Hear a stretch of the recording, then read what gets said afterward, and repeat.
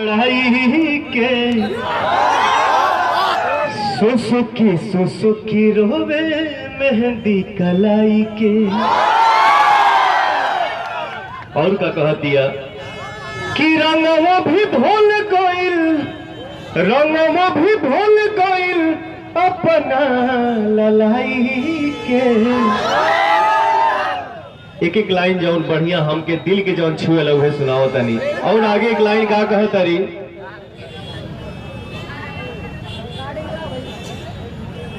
कि हमरा से ढेर हक रउआ पर ढेर हक बाटे भारत माई के। अंत में औरत बोल रही है कि यार चुमी है तिरंगा हमरा गाल पर बनाई के।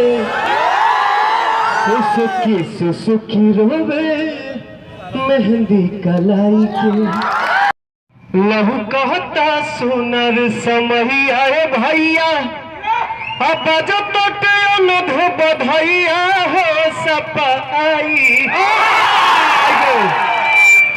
लौकता सुनर समय आए भैया अब जब तो अनुध बधैया हो सपाई। अखिलेश जी के झंडा लहराई हो सपाई।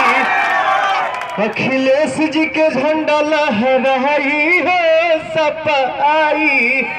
तो भैया हो हमरे बड़े भैया अखिलेश जी के आप लोग फिर से